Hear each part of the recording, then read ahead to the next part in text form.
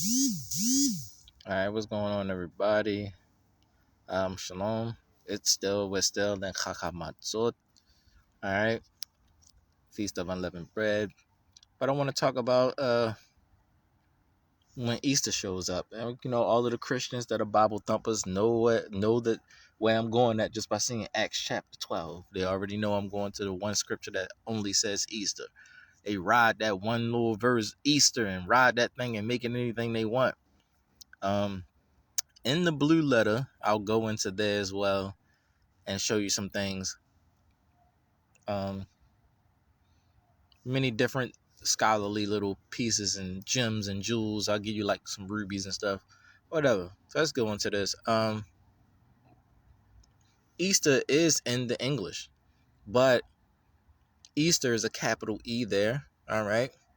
And you're not supposed to put a capital letter or a capital word in the middle of the sentence. If you've ever taken English in school, when you're writing, your teacher would always correct you. No, don't put capital letters on the, don't make don't make the first letter capitalized on words in the middle of the sentence unless it's a proper noun. And then you have to learn proper nouns are what? Names, peoples, places, and things. All right. So I got to take you back to elementary school. People, places, and things, and names. Okay. So that means it has to be something that is not changeable. It has to be proper noun. Something of ownership, not just a car, but when you have so many types of cars, you can't just say car. You got to put a proper noun on it, something that cannot be changed, so that because we have things like businesses and, economy and things like that, rights and inheritances and things like that, things belong to people in the world. So you just can't say human or person or man or woman.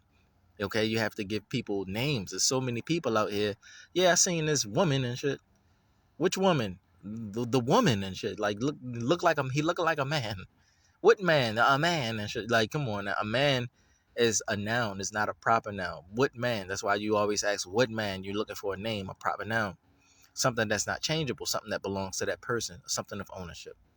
All right. Sorry, I got to go through English, English lesson or translation lesson stupidly like that. Like people don't know English all of a sudden when they prefer certain things. It's dumb as shit. Um, yeah, but Acts chapter 12. Okay. Ma'ashi is what it say. Ma'ashi. All right. What would be Ma'ashim? Acts. Ma'ashim. Hashilachim. All right. I'll say Acts of the Holy Ones. The disciples is really what it is. The Acts of the disciples. Those left behind that the Savior, that were disciples of the Savior. So that's what, Hamashim. All right. So we're going to start at 1. Now, Acts chapter 12, verse 1 says this. Now, about that time, Herod, as in Melech Herod, King Herod, the king stretched forth his hands to vex certain of the church, or the assembly, the ecclesia, or the kahal. And he killed Yaquab, the brother of Yachanan, or Yochanan, as they say in the Hebrew, but Yahukanan, with the sword. All right. And because he saw it pleased the Yehudim, he proceeded further to take Kepha also. Some say Peterus. Hold on, we'll go into that. But they try to translate his name. They backwards translated his name as if his name was always Peter, but it was never Peter. His name was never Peter. It was always Kepha. So in today's translations, what happens is mixed translations or mistranslations, so that when you see in certain Hebrew texts or Hebrew New Testaments, it will try to take Peter and put it in Peter Ferris or something like that. I think it's Peterus. They say Peterus. They'll try to give it like a Greek name, a Greek feel, but that's still no. There's no such thing as Peterus. We don't have names in Hebrew Peterus or Timotheus, and no, we don't do stuff Timotheus and this and always a us or Maccabees or Maccabeus. Those are Greek translations. Our stuff is different. We always put a yod at the end. or hey, it's different the way you understand Hebrews. That's how we can tell. People that know Hebrew can tell if you're trying to make something or it's actually original. So Peter's name was never Peter; it was always Kepha. So some Hebrew translations put it is a wrong translation. We know because it's Greek and it's funny. Anyway, so they understood about the proper noun, so they tried to make it Peter. All right. Who proceeded further to take Kepha also. Then were the days of unleavened bread. And when he had apprehended him, he put him in prison and delivered him to 4 quaternions, another Greek, whatever. Somebody Greek is translating this, and delivered him to 4 quaternions of soldiers to keep him, intending after Easter to bring him forth to the people. So somebody Greek, Roman Vulgate, Septuagint ass motherfucker is translating this. Then were the days of unleavened bread and shit. So, it's not sounding right, it's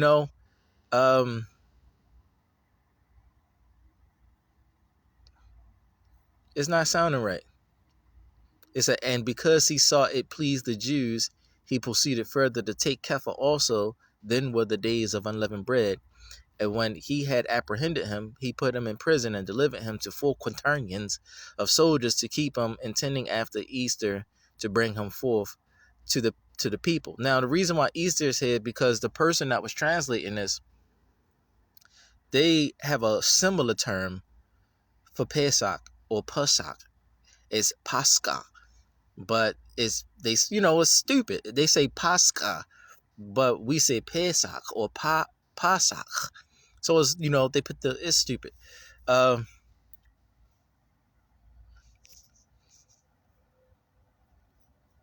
We're gonna get into that. So some key points I want to point out first that I'm gonna go into. Of course, we're gonna go into Easter, but there's some other things I'm gonna go into. So we can go into some names like James and John, and the word Jews. We're gonna go into that a little. Peter and unleavened bread, and we're gonna go into the word Easter. So let's go into it. We're gonna go here, and then we're gonna jump to the blue letter also. But we're gonna go here first. All right, so let's change the translation from KJV. I'm using YouVersion. All right, so the Hebrew New Testament, Millennial New Testament, I think that's what that's saying. It's 2020. I don't know about this one because it's 2020 translation. So let's go. All right, so it has the Masoretic vowel points on this one. Okay, so it has me at Matai. But we need to go to Acts. Ma'ashi Hashilachim. All right, Acts of the Holy Ones. All right, the disciples. All right, chapter 12. All right. So, verse 2, it gives us, starting from right to left, as you see the number 2 there. All right, the first word, the second word, the third word. The fourth word is Yaquab, which is James' name. It's not James, okay? That's Yaquab, or as they say, Yacob.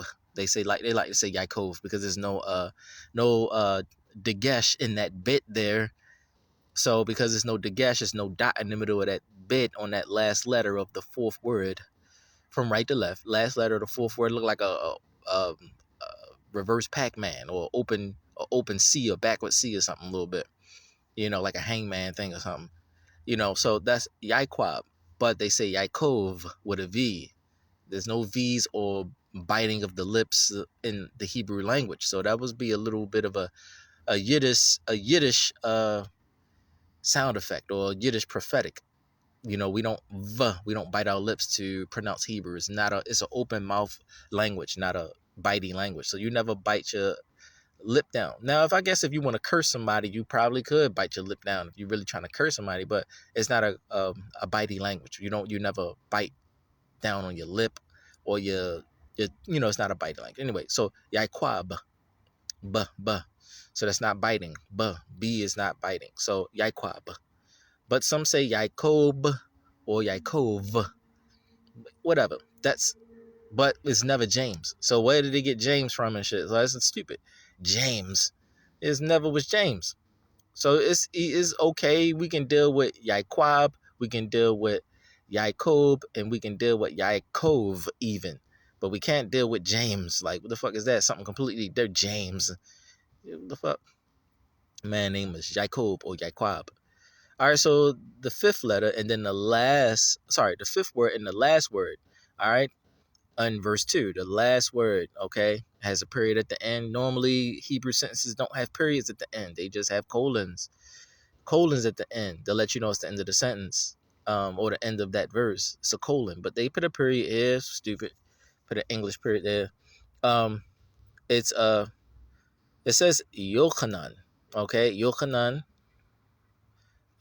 Here, some say Yachanan with a W, Yachanan. Some say Yochanan, Yuchanan, but it's Yahuchanan actually, Yahoo. All right, so it should be Yod. It should be a hey in between those two letters from right to left. The last word, those first two letters. It looks like a short stick than a long stick. It should be a hey in between there. All right, which gives it that Yahoo, Yahoo Hanan. But some say Yachanan, Yochanan. That's James. That's John. Okay, John's name actually is properly Yochanan or Yachanan or Yuchanan. Those are proper prophetics to say. But I would say Yahuchanan or Yahachanan. That's how you say John. So it's not John. You can't go from Yahuchanan to John or Yochanan to John. No, no.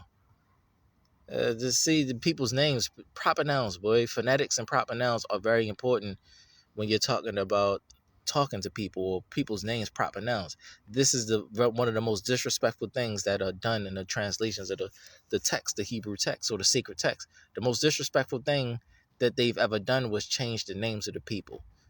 Completely change them. You can't go from Yaquab to James. You can't go from Yochanan to John and shit. It sounds close. Yochanan, John. No, it's kind of close. But you can't, no, say it right. Yochanan. Put a Y there. Put a Y-O-Chanan. Say Yochanan. Your name is Yochanan. Stop giving people English perversions. So when you pervert people's names, you give them perverted lives and stuff like that. They become stumped. Every time you say that name, you put a curse on it because you gave them a perverted Hebrew name. So you keep them perverted with that perversion of the name or whatever. That's verse 2. Now getting to verse 3 before my time. I know my time won't be too long. Now in the verse 3, as you see the number 3 on the right side. All right, so the word for Jews is not here. All right. When it said it pleased the Jews, it's not here. So that I can tell you what it actually says. All right. But what's here, if we go to verse 3, the third line. Give me a minute. Sorry about the disrespectful people. Verse 3, the last line. Okay, the third line. That first word there is, it says Yamim, but it could be Yamim or Yamim. And I'm looking at the Masoretic of all points. Sorry, my eyes. Hayu, Hayu, Yomei, sorry, Yomei, Chakamatzot. All right, so trying to look at how they pronouncing it because it's so small. Anyway, Chakamatzot. So here also on the second line of verse 3, the second line, 1, 2, 3, the fifth word, okay, from right to left, the fifth word, and then there's a period there. That's Kepha, all right? Kepha. That's his name. It's not Peter, it's Kepha. So they got the name right here. They got the Kepha name right here. It's not Peter. So they got the names right in this one, but they missing the word for Jews, which hides the truth that, it hides the truth a little bit. The Yehudim. Who are they? All right, but what's here is the last, like again, verse 3, the last third line, the Chag Hamatzot, the fourth and fifth word, Chag Hamatzot means feast of unleavened bread. All right, it means feast of unleavened bread, and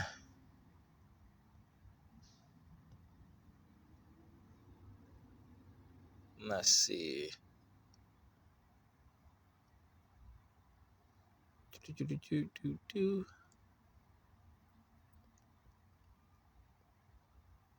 And the fourth, what is it? Verse 4. All right, so you see the number 4 is in the middle.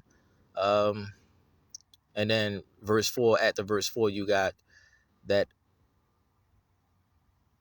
on the left side. From it's always right. I got to keep reminding y'all, right to left. So verse 4, right to left. 1, 2, 3, 4, 5. The sixth line, okay, right next to verse 5, all the way down here. Verse 5, you see, the little document sign there. That's stupid. I'm referencing y'all like this. Sorry. But verse 5, HaPesach. All right, so you see HaPesach, or here the vowel pointing says Pesach, HaPesach, which is the feast of the feast of Pesach, or the Pesach, the Passover. And others is just say Pesach. We'll go into that in the blue letter. And there's a period there. Then you got verse 5. Now, all of the words here are according to the English, or this one matches the English in except for in the term for Jews is not here in this chapter. Is not the term for Jews is not in this chapter. It's not in verse 3. But they do have Chakamatzot and they have HaPesach. So that word right next to verse 5 at the end of verse 4 from right to left, right on the right side, HaPesach, is not Easter. It's pronounced HaPesach, and that is a proper noun. All right, Pesach is a capital P. If you see Easter, it's a capital E. So that means this is something that cannot be changed. This is a proper noun. It must be Easter if it's Easter in every language. You can't change that. Otherwise, you change the holiday, right? If you say Easter is Pesach, and then you go around the whole world saying it's Pesach, the whole world's going to be like, oh, it's Pesach. But you still say, no, it's Easter. It's Easter. Like, well, it says Pesach right here. And you're like, no, it's Easter. We do bunnies and rabbit poop and stuff. Bunnies and rabbit poop. That's what we do. Bunnies and rabbit poop.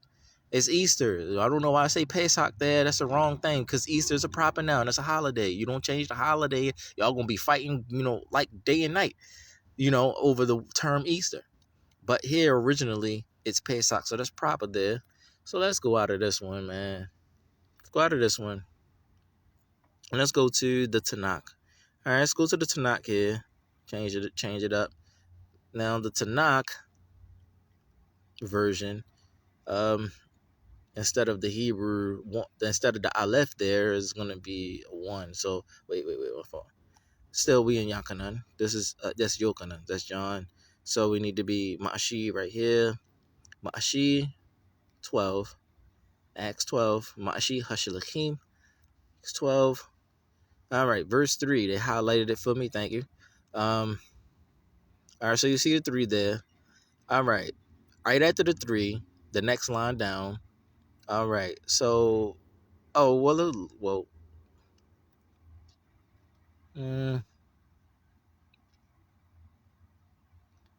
All right, the names are still proper here in verse 2. Yaquab and Yochanan. Then you get to verse 3. All right, that's proper there. All right, now the next line under verse 3, the 1, 2, 3, 4, 5, the fifth word from right to left. The fifth word from right to left, all right, is Ha-Yehudim. Ha means the, Yehudim means Jews, as they say Jews in English, but it doesn't mean Jews. It means Yahudim, as it is. It's a proper noun. It doesn't mean anything else. It's just Ha-Yehudim. So the way you would say Jews properly would be Yahudim. All right? Yahudim comes from Yahudah, the fourth son of Leah and Yaquab. All right? Leah and Yaquab, the fourth son they had, his name was Yahudah. All right? And all of the people of Yahudah's tribe were called Yahudim. So if you're from the tribe of Yehudah, you will be called an Yahudim, Yahudi. I'm Yahudi. Oh, you're Yahudi? Yes, I'm Yahudi or Yahawadi. depending on your accent. But it's still Yahoo or Yahweh. All right, Yahoo or Yahweh. Yahudi, Yahweh. Those are proper because that actual wav there is Y. It makes a Y sound, but it also can make a oo sound or a O sound. All right, so depending on your accent, hot dog, whatever. Know what I mean? Know what I'm talking about? Know what I'm saying? Yeah, I'm saying whatever. You still the same thing. All right, so Yahudim is there, but you would say Anoki or Ani Yahudi. Ani Yahudi. I'm Yahudi. I'm a Yahudi. There's no such thing as Jew or Jews or Jewish. Those are made up terms. There's no J's in the Hebrew language. You can't say J in the Hebrew language. So there's never a J in the language. Reading all of this, you're never gonna come up through a J. So normally it would say Jews, but no, it's a Yod there. That little small little stick there.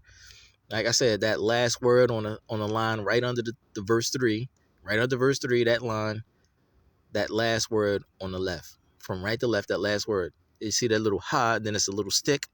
All right, the first is ha with a little line underneath, like it's standing on a little line under there, a little platform. That is a short A sound. Ha, which means life, it means breathe, it means the. And then the small little stick with the two dots underneath, okay, that's a shavah, as they call it, shavah or shawah. All right, so that's a little yod there, got a little gesh in it. You can't really see it, but it's a dot next to that little stick, like you're playing ping pong. All right, but it's a small little degesh there, but it's a shavah also. So ha Yahudim. So that means that yod and that hey is said together, like Yah. All right, Yah. All right, which is the name Yah Hudim. So it's a little that longer stick, you know, right next to the little stick, the long stick that's after, so you see what I'm saying. I'm just trying to pronounce it because I'm the right to left thing. So you see the small little stick look like a ping pong ball next to it. Then you have the letter hey. Then you have the long one, which is a wav. That's a long stick with a little dot there next to it. Look like you're playing ping pong with a bigger stick. You know, that's a wav sound. But the dot next to it makes it a oo sound.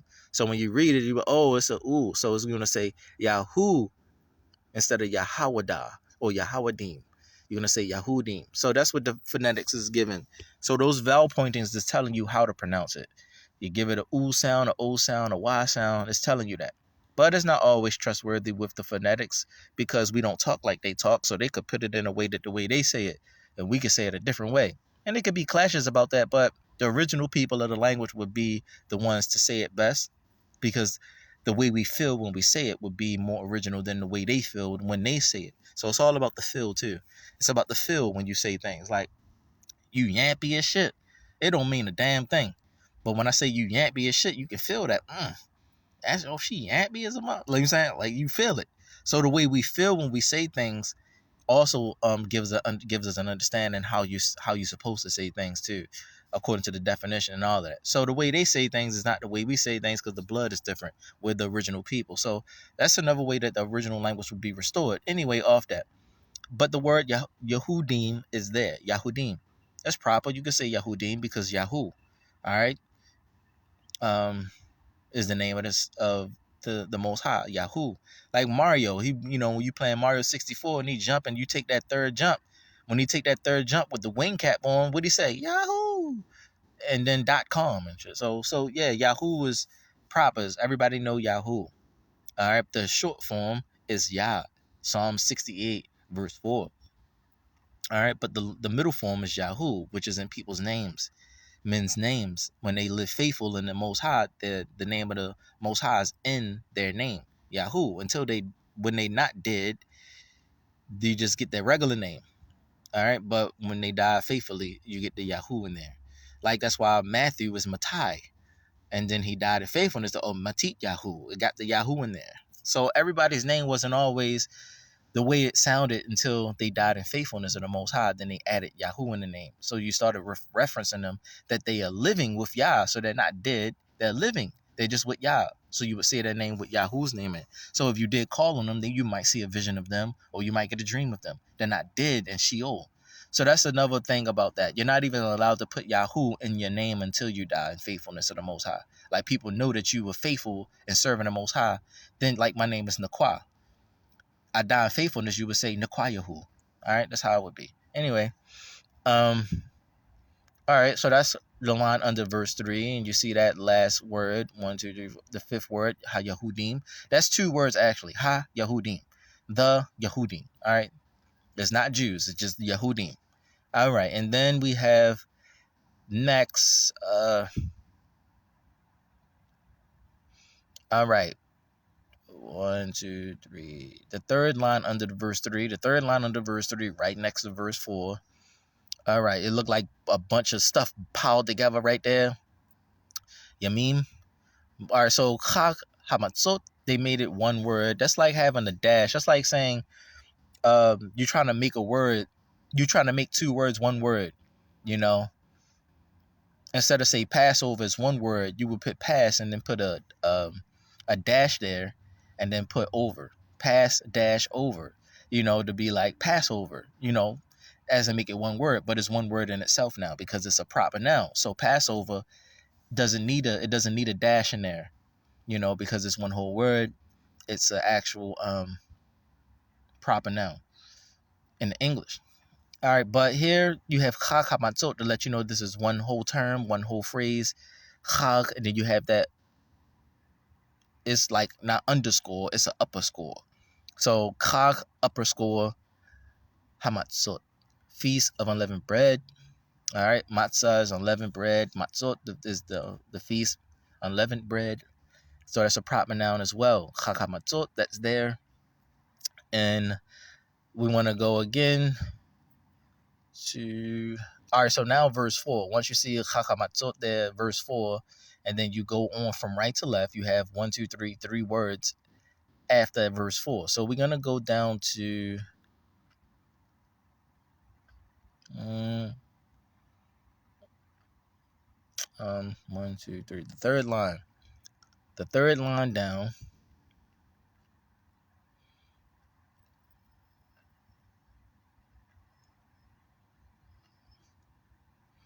All right, the third line down, 1, 2, 3, 4, the fourth word.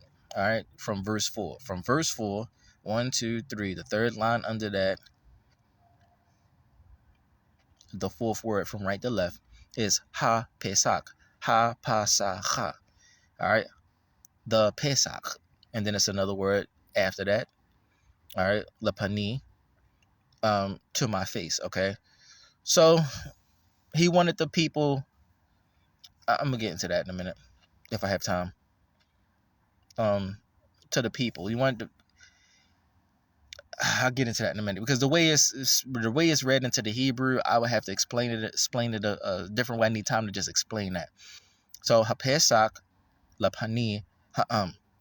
All right, the people, you know, to my face, the Pesach to the face of my people. Okay. All right, so Pesach there is there. It's not Easter. So he wanted Pesach to the to the face of his people. So wait, well, hold on, give me a minute. Give me a minute. Let's go to.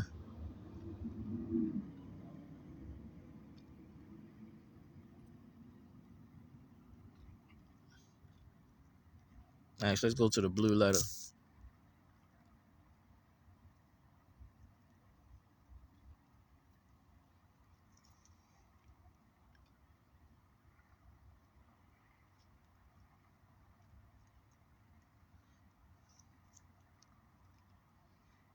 All right.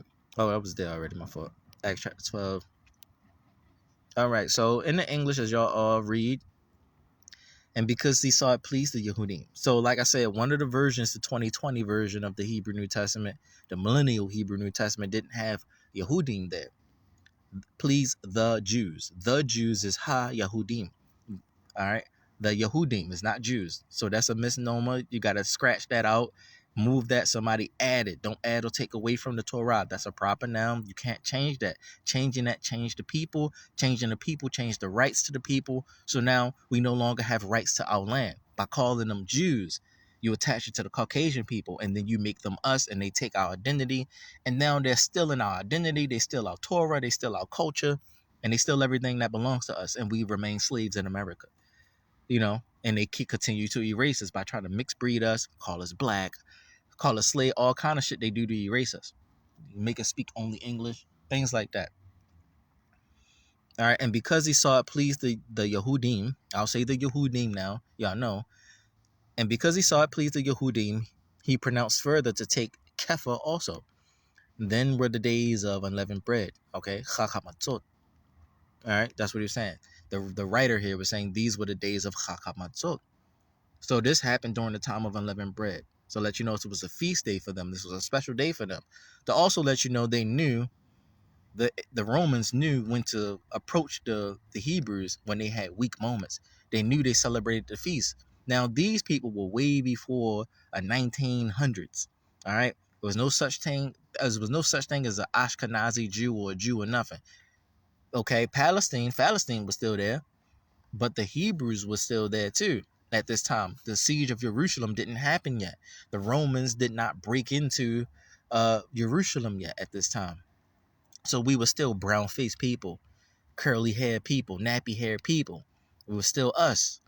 All right, we were the last ones there. That's why you just hear the Yehudim all the time in the New Testament, as you call it. You hear us mostly. You don't hear about the other tribes. You hear just Yehudim. So the last three tribes that were remaining there were Yehuda, Benjamin, and Layah, which you call Levi or the Levites, the Levite priests. So we were the last three tribes, and we mixed bread with each other to survive and maintain. And all of us three together became Yehudim. So it was highly likely that if you were from the tribe of Yehuda, you could have been also from the tribe of Layah, like the Savior. He was from also the tribe of Layah as well as Yehuda. So he was mixed. So his family intermixed and intermarried. So that's how when Miriam went to Elizabeth's house, they were Layim. They were from the tribe of Levi. So the Savior was mixed blooded with Levi and Yehuda. They were mixed tribe. So the last three tribes were Benjamin, Yehuda, and Layah. So it was highly likely that most of us in slavery today, when we came over here, could have been from the tribe of Layah, because this was always a thing back then. We mixed up with them, and then all together we were called Yehudim. We just called it one thing, Yehudim, the Yehudim. But they call us the Yehudim mostly because they don't know the tribe differences. It's like you come up out of nowhere. You can't tell a difference between a Japanese person, a Korean person, and a Chinese person. You can't tell the difference, But so you just call them Chinese, one whole thing, Chinese, because that's what you used to saying. They are the most powerful ones, the most influential ones. So you used to say Chinese, until you start to be around them more and learn them. Then you can say, oh, he's from Benjamin, like Rab Shaul, as you call Apostle Paul wrongfully. Rab Shaul, he said he was circumcised the eighth day of the tribe of Benjamin. They say Benjamin. There's no J. It's Benjamin. From the tribe of Benjamin, he was circumcised the eighth day. So that means he's mixed with them. So like I said, the last three tribes were Benjamin, Yehuda, and Layah. We remained tight. The other tribes mixed and ran off and did their own thing, became Palestinians, and they ran off and did whatever the fuck and split from the kingdom and made a division and set up their own king. So now Israel have two kings. You got the king of Israel and the king of Yehuda. But the actual king is from Yehuda. Only kings come out of Yehuda. They didn't want to heed to that. So the Most High allowed it, but whatever the case, you're not really supposed to have two kings in Israel, but they did it anyway to make it look like, they was doing their own thing, but the Most High never ordained that. But the Most High allowed it because it never was supposed to be a king to begin with. We just kept begging for a king. So the Most High told Shamuel, go ahead and ordain Saul, as you call him, Melech Shaul. And he was the first king of Israel. And then Melech Dawad, and then Shalomo, Solomon, as you call him, so on and so forth, or Shalama, as I say, Melech Shalama. But Solomon, so on and so forth. So the Most High allowed it because it's not even really supposed to be. So whatever the case, he still only ordained kings to come out of the tribe of Yehuda. So that was a split, and that's why you only see Benjamin, Yehuda, and Layah together remaining. The others that are mixed bread up, they're Palestinians, Lebanese, they're Muslims from wherever the fuck, Saudi Arabia, They India, they are all over the fucking place in the Middle East. They still over there because they mix with us. They divided from us and scattered amongst the people and the heathens and shit. So they still over there and shit, going through hell and shit. Going through it. They in Syria, they in Turkey, they all over the fucking place. But we're the only ones in slavery. We're the only ones in slavery. Because we were the last ones to stay in Jerusalem. So that's how we the ones that ran over here. All right, verse 4. And when he had apprehended him, he put him in prison and delivered him to 4 quaternions of soldiers, which are the Romans, to keep him, intending after Easter, which we already went into. It said Pesach there, HaPesach, all right, which is a proper noun, which is why you have a capital E in the middle of the fucking sentence. It's a capital E in the middle of the sentence. That's not supposed to be there according to the rules of English. You got a comma there. You got a comma.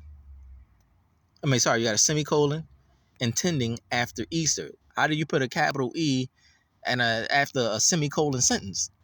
Come on now. That's like saying and intending after the feast. And intending after Easter to bring him forth to the people. Like that said already, it's a compound sentence and all that shit. Y'all don't, come on now. What we doing? You just put a capital E in the middle of the whole thing. No, that's not the rule of English. So here it's a proper noun. So if it's a proper noun, nobody in Hebrew, the original language, ever said Easter. So you go to the original language of the people that were living at that time. What were they speaking? Abadi, which they call Hebrew, properly called Abadi. All right, what were they saying? We already read HaPesach. All right, it was the feast. That's why I said, then were the days of unleavened bread. It's a holiday. So you don't change the holiday name. You put a capital letter on that thing and you pronounce it right. They put Easter here to be disrespectful because why? The Romans had a term close to Pesach, which Pascha.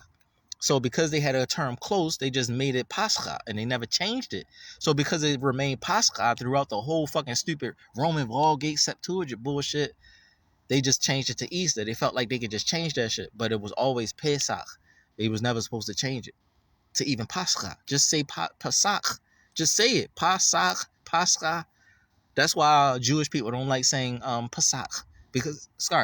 Jewish people don't like saying Pesach because it's too close to Pascha. So I understand them on that. That's a good heart about that. That's so they debate you like, no, it's Pesach. It's Pesach rather, to be more specific, to be more different than Pascha. We don't want to sound close to Romans at all. And that's a good thing. That's a good heart to have. So, okay, Pesach. All right.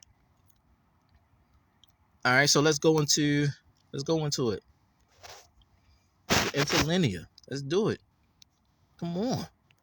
All right, so you see the Greek here. In the blue letter, they don't have a Hebrew New Testament or a Hebrew dictionary for the Hebrew New Testament. It's not in the blue letter Bible. They give you the Greek here. See, it says Greek. So that's not what I was looking for. Wait. No, dang, can't go back. Go back. All right. I was trying to go to. Yeah, I was trying to go to verse 4. My fault. Yeah, verse 4. All right, so I don't understand what that is. It just looked like English letters, really. The language looked nice the way it's there, but it's not our language. So whatever the case, let's go to the point. So I'm going to the point because this is not Hebrew. It's not our language. Somebody else wrote this shit. This is somebody else's language, somebody else's story. They're trying to tell our story. So let's go to what they trying to say, but go to the one key part, Easter, Pascha here. All right. So in their language, oh wait.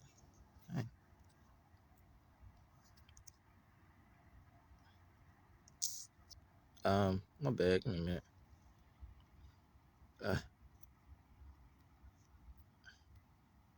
All right. It's Pascha here. Strong's G 3957. Pascha. Pascha. I almost like sound like they cursing and shit. Pascha. Fuck your shit, my nigga. Like that's what it sound like.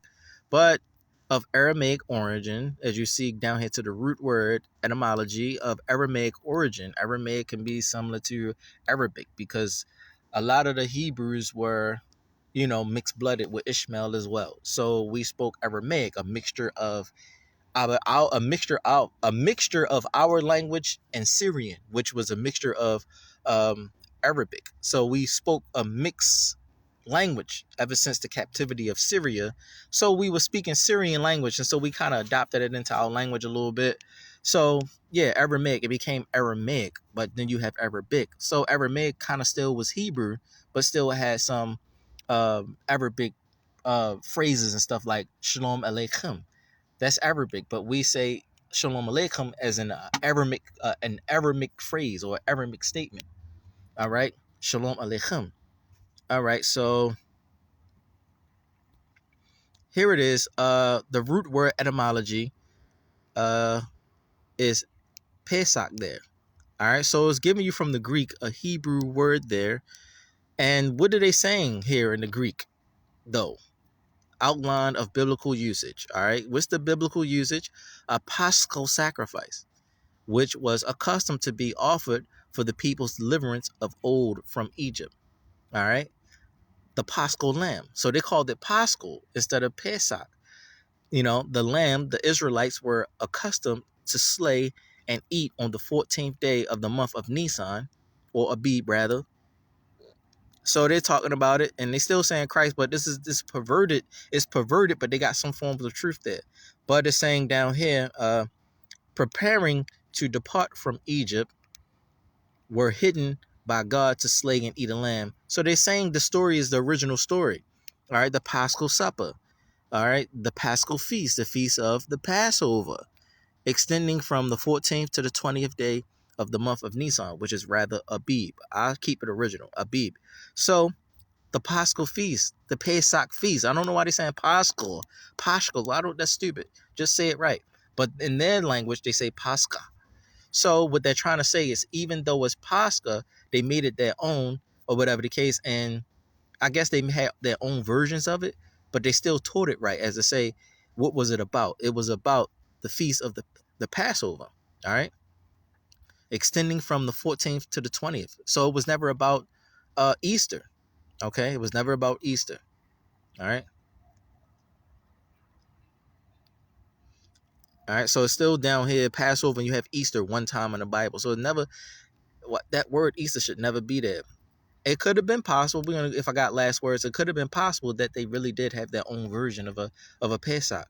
All right, could have had their own version of it and just called it Pascha, and did perverted things on it instead of the original way, because they can't really hold Pesach because they're not circumcised. So because if you're not circumcised, you can't hold Pesach. So they might have made their own version of it, Pascha, which is what Shaul was trying to say. Don't worry about the circumcision, or whatever the case. This, that, and the third. They probably took it wrong and things like that. Start holding the Pesach anyway. Instead of getting circumcised, they start doing their own thing. So let's go to this root word etymology. All right. Strong's H, 6453. Pesach. Pesach. All right, so it's saying Pesach, but it's Pesach, whatever. It's Pesach, whatever. I like to just say Pesach, but it sounds too close to Pascha. But that's the reason why it sounds so close to Pascha. They wanted to be just like us. So it's still Pesach. All right. Passover, sacrifice of Passover. Animal victim of the Passover, which is a lamb or a person, whatever. Festival of the Passover. All right. Some people would sacrifice too and things like that, along with the lamb, you covering for people and stuff like that. Still sacrificial covering work, but it's the holy way to do things. You're not just covering for people in that perversions, meaning you doing some abominable stuff you can't cover for. You're not covering for people that's doing abominable things. You're covering for people that's doing things that can be covered for, okay? Got to keep it in order here. That's why certain things you can eat that's clean. Okay, certain sins that you do that's not considered too far-fetched. You can cover for it. All right, so you got here Pesach, but we got another word here, root etymology. All right, so that word Pesach here for the feast is has 3 dots underneath, right? All right, and that gives you that Pesach sound with a dagesh in the middle. Forgot what it's called. I think it's the I think it's a short E sound or the long E sound. Strong's H, 6453. Pesach. Yeah, it's a short E sound. Pesach. It's the short E sound. And then there's a long E sound with 2 dots underneath. So it's the short E sound. So you got the short E sound here, the 3 dots underneath. And next to that, you have that line across. It's the short A sound. Pesach. All right. Even the long A sound is a short A sound. Stupid to me. All right. So here we have Pesach, right? So from right to left, you have the little dagesh in the middle, the dot in the middle, like it's eating a ball or something like that. You have the long A sound, looks like a long, that long A with a little drop on, like it's dripping some water or something like that. So you got that.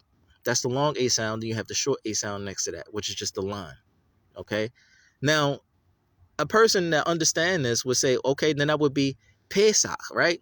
With a long A sound. Pesach. Right. That's how you say it. Pesach. So down here in the transliteration has has the A right there, right? We know in English that sound, that symbol over top of the A is the long A sound. Pe. We know that it's pe. In elementary school, we're taught how to pronounce our letters, and that long line over the A is a pe sound. It's a long A sound. Pesach. Okay? And that hey with the dot underneath gives you that as the guttural. Pesach. So you're not supposed to pronounce that as a pasah. That dot underneath a H for the Hebrew transliteration is always a guttural sound. So it should be Pesach. Strong's H, 6452. Pasach. Pasach. See? Second entry. Pasach. Pasach. Anyway, so Pesach. So if you're doing it proper according to what you're looking at, it would be Pesach. But they say Pesach, even though it's a long A sound. All right? And this is the primitive root. This is the most simple. You can't go no further than, you can't be no more primitive than this. This is the most root that it goes, at the edge of the root. So to pass over someone, to spring over, to pass over, to skip, pass over, to limp, to be lame or whatever the case. So this is what it means, to pass over this person because they're lame or weak or something like that. They can't do it. Slavery, things like that. All right. All right. So bringing it back to the English, and when he had appointed him, verse 4, Acts chapter 12, verse 4, and when he had apprehended him, he put him in prison and delivered him to 4 quaternions of soldiers to keep him attending after Easter to bring him forth to the people. So maybe what they were saying here, they said Pascha as a disrespectful way to say every time when Pesach came, they would apprehend people and they didn't want to Pascha people. They didn't want to pass them over. Because they want to make jokes and shit out of our language and shit. So whatever jokes they can make and shit, it's like, I'm a rapper, now you a Caucasian rapper, and because you can rap in Hebrew and take our culture and, and twist that shit and make jokes out of that shit, you want to start rhyming and shit with our language.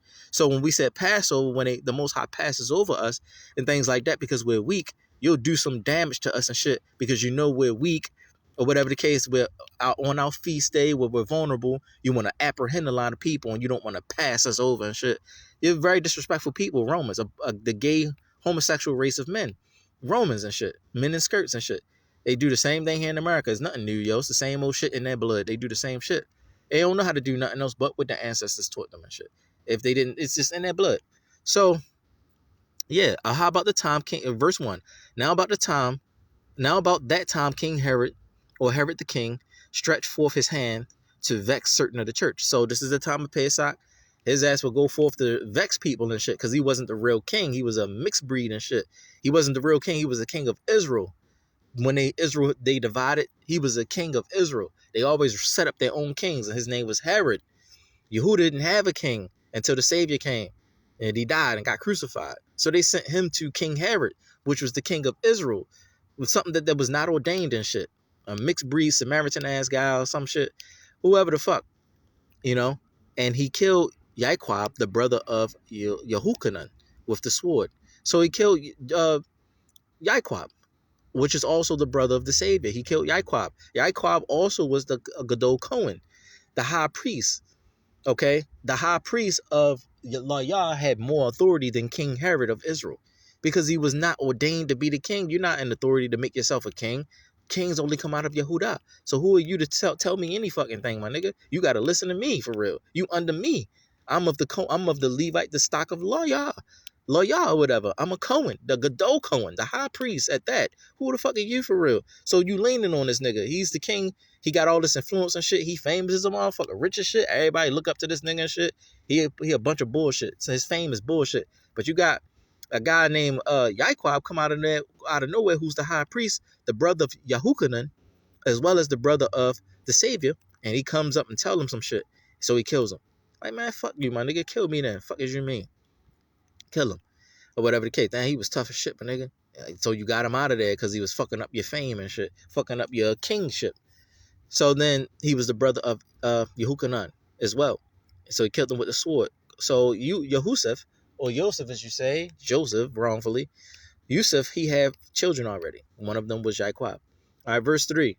And because he saw it please the Yehudim, he proceeded further to take Kepha also. Then were the days of unleavened bread. So you had betrayal here. Okay, what's going on here? King Herod, he got his people, his crew, his betraying ass motherfuckers and shit. It's meaning we black the same, not the same. So those people who were not the same as the other people, we're all the same blood. We're all the same people, the same family. We talk the same, from the same hood and all that. But you have two sides. Those that were with King Herod, they were fucked up in the head and shit. And they was fucking with the other people who were holy. So they killed Yaquab and shit on some gay ass shit. And then you had, it pleased the other people who was with King Herod, you know, that side of the black people. Let's say you had east side, west side type shit. You know, east side, I don't want to give a side, but one side is with King Herod, the other side is the holy side, you know, and they're with the Savior, and they stuck together. After the Savior died, they killed Yaquab. So then it was like, yo, let's take Kepha too and shit, get Kepha too, get that nigga. So it pleased them to get Kepha also because he was with them. He was with Puricide. And because he saw it pleased the Yehudim, he proceeded further to take Kepha also. Then were the days of unleavened bread. Chakamatzot. So during the feast, they did dumb shit, evil shit to people like that. Also, another thing to notice, these people aren't ignorant. They know the Torah. They're holding Feast of Unleavened Bread. If all of these people are holding the Feast of Unleavened Bread, keeping the Torah and know the scriptures, why the fuck is they killing each other, betraying each other, hurting each other? What's going on here? See what I'm saying? You still got evil side and pure side, even though you have brothers that are Hebrews, you know, Israelites and stuff like that, of the bloodline Israel, even though you still have them there. You still have pure side and evil side. We're still against each other sometimes and clashing against each other. Small little petty ass doctrinal issues and also influence issues. You could be making a lot of money from the Zedekah, which is the offering. You could be making a lot of money from that Zedekah. 10%, 20% Zedekah. And you making a lot of money from that. You don't want to lose that. So then you like doing damage to people and shit that's fucking up your little hustle and shit like that. You know? So verse 4, and when he had apprehended him, he put him in prison and delivered him to 4 quaternions of soldiers to keep him, intending after Pesach to bring him forth to the people. So like I said, they didn't want to pass him over. So whenever Pesach comes, they would apprehend people, and they called it Pascha. Oh, we're going to Pascha him because it's Pesach. Oh, he's a prisoner. He's a prisoner from the feast of Pascha. That's how they would say, oh, he's a Pascha prisoner. Meaning, oh, he's an inmate of Passover. So the Romans were evil and shit. They would come find your ass and shit and try to enslave your ass or imprison your ass during the feast of Pesach, as if they were doing some holy shit, but they were doing evil shit. That's why Pascha was Pascha and not Pesach. They changed the name but made it sound the same because they were fucking people up on that day. And so here it is. They changed it all the way to Easter. That's why it's Easter here. Because at this time, it was understood from the Roman viewpoint that they were imprisoning people and apprehending people during the Feast of Pesach and during the Feast of Unleavened Bread. And they just changed it to Pascha. So the person that was interpreting this or translating this was a Roman person. So they put Easter here. So this is a third person, some third person shit right here. So that's why they put Easter there. Because it was Pascha in the Greek. Pascha, not Pesach. So they understood who the translator was. So verse 5, Peter therefore was kept in prison, but prayer was made without ceasing of the ecclesia or the kahal to Elohim for him. All right, and he was saved and stuff like that.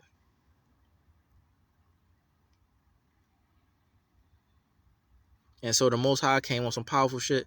And in verse 7, and behold, the angel of the Most High came upon him, and a light shined in the prison, and he smote Kepha on the side and raised him up, saying, arise up quickly. And his chains fell off from his hands. All right, so he hit him like, yo, wake up, my nigga, and woke him up. Verse 8, and the Malach, the angel, said to him, gird yourself and bind on your sandals. And so he did, and he said to him, cast your garment about you and follow me. So the angel let him out. Shining light came into the prison, let him out on some supernatural shit. Now, this was during that time. Now, all we have to, this is what people today not believe in. Some magical supernatural stuff could happen like that. Like you in prison because you stood for this holy man, and you like, man, I knew I shouldn't have ruled with him, man. I'm in prison now, man. Fuck that nigga, man. I'm gonna fuck him up when I see him. Your faith in the Most High brings forth supernatural powers, meaning you start to have magical powers. The angels start to come because you're being faithful. You just want to see if you're going to be faithful or not. Then they come and save you on some supernatural mess. Also, according to your heart. You know, so whereas though Yaquab died, it was for him to die. He was too hard. It was time for him to go. I'm gone with my brother. Yahushua, you crucified my brother on the cross, my nigga. Fuck you, I'm out. So they killed him. It was for him to go. But for Kepha, it was for him to stay because he got to teach. So Kepha the angel came and broke him out of prison. I break this nigga out of jail, my nigga. Angels be coming breaking niggas out of jail during Passover. From the Romans was getting mad as shit. Yo, how the fuck these niggas got power and shit, all this magical shit going on? Angels and lights and shit. How the fuck? On some fourth kind supernatural stuff, yo. You know? So that's what was happening. So I just wanted to say that. I'm really done. But as you see here, when you stay faithful in the Most High, you do things the right way, and you keep His Torah. This was the Feast of Unleavened Bread. The Most High come and visit us on our feasts. He come and visit us on these times, on these holy feasts. It's for us to give reverence and observance to, and respect to these feast days of the Most High, so He can be there for us. Okay, it's not for you to disrespect. You're supposed to be strong and say fuck Easter. You know what I'm saying? If you special cases out here, we so far into captivity today. I understand your special case, but still, be strong. Disrespect that shit in some kind of way. Disrespect it some kind of way. Disrespect that shit. You know, to let people know, fuck this shit. But I'm trapped up. So those for the special cases. But here, we see, staying strong in the Most High brings power. But the main point was, that's why Easter is here. Because what the Romans were doing to us, our ancestors, the Yehudim, in verse 3. The Yehudim, they were betrayed. You had some evil motherfuckers that was from this assembly, IUIC and shit, that killed Joy Morgan. And then you had GOCC over here. And then you got all these different camps and these different brothers that are Hebrews, that are Yehudim, as you call Jews wrongfully. They're Yehudim. They don't like certain other brothers and shit because their character's too good, better than theirs, or something, whatever fucking reason they don't like these other brothers. So they betrayed the other brothers using the power of the Romans. So of course you're going to go into slavery now. The same thing they did back then, using the Romans to kill other brothers, they do that today in America. They go to the American system, the government system, the police and all shit like that. They become FBI agents and shit like that and use the power of the slave master to apprehend their own brothers, to fuck their own brothers up. Nothing new, yo. It's the same shit. That's why we ended up in slavery. Because our brothers like this. You're going to go to King Herod, you're going to go to the Romans and shit and get the Quaternions, the soldiers and shit. King Herod made an affinity with the Romans and shit so he can get Quaternions and soldiers and shit with his Jewish people and rat out the other people that's not siding with the Romans and shit. You sided with a bunch of gay people and shit. You know what I'm saying? It's crazy. They set it up to where we wouldn't have no choice but to work for these people in slavery. Back then, you had a choice. We still had our nation. Now we don't. Now, this is a message for those that are still in the land over there. You know what I'm saying? Still over there in the Middle East, Lebanon, all that bullshit. You have choices and shit still. Brothers betraying brothers type shit. It's all about coming back to the Most High, staying strong. And yeah, if it's for you to die, you will die. If it's not, then you won't. But this is what the Most High is saying. It's better to die in faithfulness and go to the kingdom of heaven than to try to pick and choose when you're gonna die or if you're gonna die. You know, you're making the human world, the human life, more important than the afterlife, the forever life, the everlasting life. Anyway, I think I'm done with that. Uh, Asher Chakamatsut. All right. It is the 16th day